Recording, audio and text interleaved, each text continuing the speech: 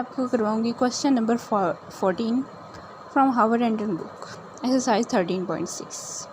ठीक है, ये हमें फंक्शन गिवन है f of x comma y is equal to x e to the power y minus y into e to the power x. Point हमें given है 0, और जो हमें वेक्टर गिवन है वो है 5i माइनस 2j। ठीक है, सबसे पहले हमने इसका ग्रेडियंट वेक्टर फाइंड आउट करना है। वो हम कैसे फाइंड आउट करेंगे? पहले हम एक वेरिएबल के रिस्पेक्ट से डायरेक्शन डेरिवेटिव लेंगे, पार्शियल डेरिवेटिव लेंगे, और फिर हम वाई वेरिएबल यानी दूसरी वेरिएबल के रिस्पेक्ट से पार्शियल डेरिवेटिव ले लेंगे।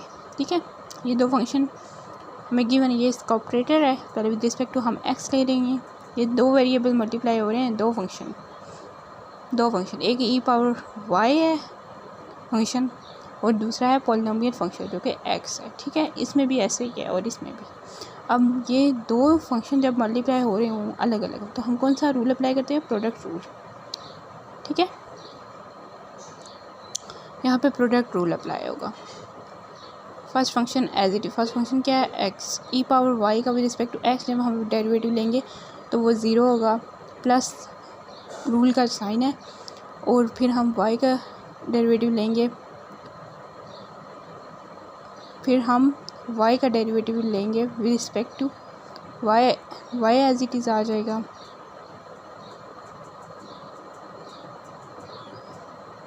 ई power y as it is आएगा क्योंकि उधर उसका हमने ले लिया है। x का डेरिवेटिव लेंगे, x का derivative with respect to x 1 होगा। ठीक है, minus y as it is आएगा, ई पावर x का derivative with respect to x वो वही आएगा, और साथ उसके एंगल का डेरिवेटिव जो कि 1 है, पावर का डेरिवेटिव जो कि 1 है। ठीक है, फिर e power x as it is आएगा, फिर हम डेरिवेटिव लेंगे y का विद रिस्पेक्ट टू x जो कि 0 आएगा। ये जब 0 से मल्टीप्लाई आएगा ये होल टर्म 0 हो जाएगी, ये टर्म जब 0 से मल्टीप्लाई करेगी तो ये होल टर्म 0 हो जाएगी। ठीक है, तो हमारे पास क्या बचेगा? ई पावर y बचेगा माइनस ये वाला y इंटू ई पावर x, ये हमारे पास बच गया, वो 0 हो गया, ये भी 0 हो गया। ठीक है, हमारे पास with respect to x partial derivative आ गया। अब हम इसका derivative with respect to y find out करेंगे। वो हम कैसे करेंगे? अब इसका हम derivative with respect to y लेंगे, जो कैसे लेंगे? यही प्रोडक्ट रूल अप्लाई करेंगे। पहले first function as it is, derivative of second e power y का डेरिवेटिव ई पावर y ही आएगा। ठीक है, माइनस फिर प्लस आएगा, ये मैंने डायरेक्ट कर दिया है, इधर किया है मैंने ये स्टेप। ठीक है, फिर इसका डेरिवेटिव ई पावर y का विद रिस्पेक्ट टू y ये हमने ले लिया है ना। अब हम x का विद रिस्पेक्ट टू y लेंगे जो कि 0 होगा। ठीक है, और e power y as it is आ जाएगा, माइनस वही वाला y as it is, e power x का विद रिस्पेक्ट टू y लेंगे तो वो 0 आएगा। तो ये 0 से ये y मल्टीप्लाई करेगा तो ये होल टर्म 0 हो जाएगा। ठीक है, प्लस फिर y का derivative with respect to y जो कि 1 आएगा, ई पावर x रूल की वजह से एज इट इज़ आएगा, और हमारे पास ये नेक्स्ट हमारे पास derivative with respect to y जो आएगा वो आएगा x into e to the power y minus e to the power x। ठीक है, ये हमने फाइंड आउट कर लिया डायरेक्शन डेरिवेटिव, पार्शियल डेरिवेटिव का जो ग्रेडियंट वेक्टर फाइंड आउट करना था वो हमने फाइंड आउट कर लिया।